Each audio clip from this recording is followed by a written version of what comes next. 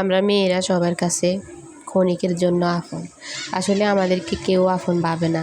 আমরা চিরজীবন সবার কাছে পর। মা বাবা, ভাই বোন, স্বামী, সন্তান, শ্বশুর শাশুড়ি সবার কাছে আমরা পরে থেকে যাই। ক্ষণিকের জন্য সবাই আমাদেরকে আপন ভাবে। আসলে আমরা আমাদের মেয়েদেরকে সবাই স্বার্থের জন্য ব্যবহার করে। কেউ আমাদেরকে মন থেকে ভালোবাসে না। আসসালামু আলাইকুম, সবাই কেমন আছেন? আশা করি সবাই ভালো আছেন। যে যেখান থেকে আমার ভিডিও দেখতেছেন সবাইকে অনেক অনেক শুভেচ্ছা এবং অভিনন্দন। সবার শুভকামনা করি। আমাদের মেয়েদের জীবন আসলে কোথায় গিয়ে দাঁড়ায় বলেন আপনারা? আমরা মেয়েরা সবার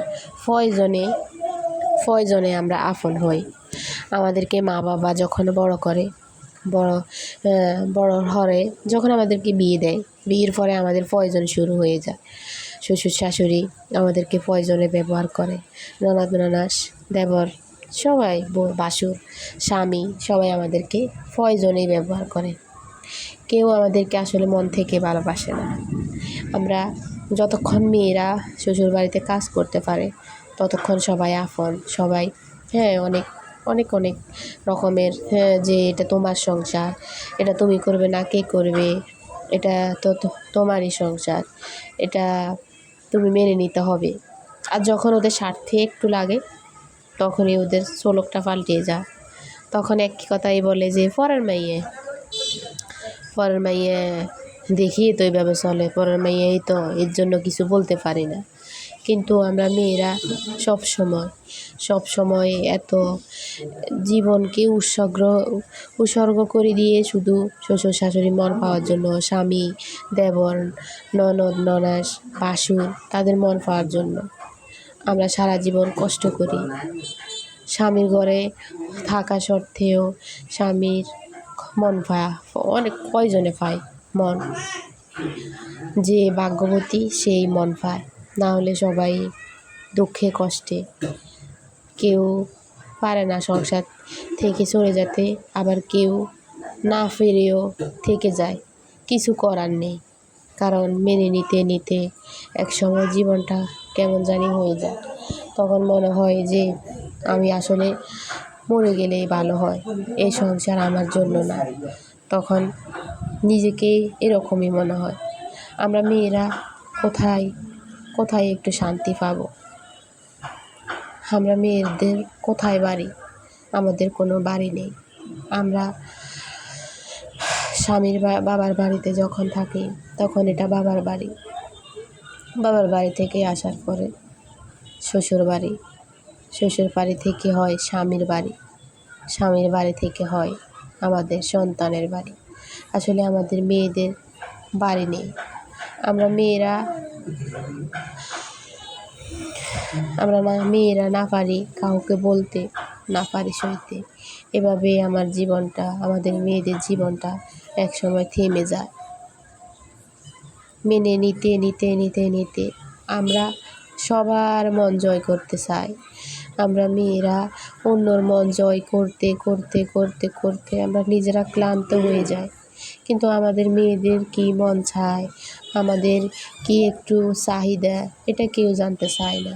আমরা সবার চাহিদা জানতে চাই, যে শ্বশুর শাশুড়ি কী খাবে, স্বামী কী খাবে, সন্তান কী খাবে, ননদ ননাসে কী খাবে, তাদের কী প্রয়োজন, তাদেরকে কী করলে তারা আমাদের সাথে সুন্দরভাবে ব্যবহার করবে, আমাদের মেয়েদের সাথে, বউদের সাথে কীভাবে তাদেরকে রান্না করে খাওয়ালে তাদের থেকে একটু সুন্দর কথা পাবো, স্বামীর থেকে একটু ভালোবাসা পাবো।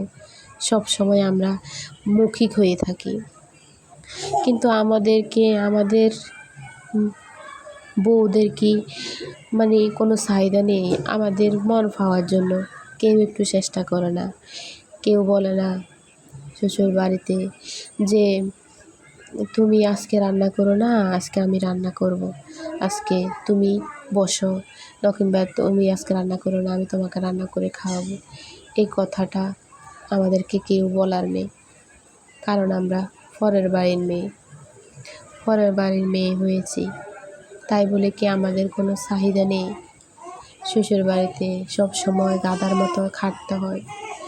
যত অসুস্থই হই না কেন রান্না করতে হয়, রান্না করে সবাইকে খাওয়াইতে হয়। কেউ বলে না যে আজকে তুমি অসুস্থ, তুমি রান্না করা লাগবে না। কারণ আমরা পরের বাড়ির মেয়ে, আমরা তো এখানে আসছি রান্না করে খাওয়ানোর জন্য। আমরা পরের বাড়ির মেয়ে, আমরা আসছি তাদেরকে যত অসুস্থই হই না কেন তাদেরকে আমরা রান্না করে খাওয়াতেই হবে। তাদের টেক কেয়ার করতে হবে কারণ আমরা পরের বাড়ির মেয়ে। আসলে কথাগুলো আমার খুব কষ্ট থেকে বলতেছি। জীবনে আসলে আর ভালো লাগে না, জীবনটা এখন খুব অসহায় মনে হয়। আসলে আমরা মেয়েরা কাউকে কষ্টের কথা বলতে পারি না, কার কাছে বলবো? কষ্টের কথা বলার মতো কেউ নেই, শোনার মতো। সবাই সবার মতো করে ব্যস্ত। আমাদের মেয়েদের যে একটা মন আছে, আমরা এই যে কষ্ট পাই, আমাদেরও যে কষ্ট হয়, এটা কেউ বুঝতেই চায় না। কেন বুঝতে চায় না? আমাদের কি রক্ত মাংস গড়া? আমরা কি মানুষ না? শুধু পুরুষরাই তাদের রক্ত আছে, মাংস আছে, তাদের মন আছে। আমাদের মেয়েদের কি নেই? আমরা মেয়েরা কি কখনো কোনো কিছু আশা করতে পারি না? আমাদের কি কোনো আনন্দ নেই, চাওয়া পাওয়া নেই? শুধু কি আমরা সবার মন জয় করতে থাকবো, সবসময় মৌখিক হয়ে থাকবো? যে আমরা কেন এগুলো সহ্য করব? কারণ আমরা মেয়ে, তার জন্য। তো অনেক কথা বলছি আপনাদের মাঝে। যদি আমার ভিডিওটি ভালো লাগে অবশ্যই লাইক করবেন, কমেন্ট করবেন এবং বন্ধ করে পাশে থাকবেন। পাশে থাকার জন্য অসংখ্য ধন্যবাদ। আসসালামু আলাইকুম।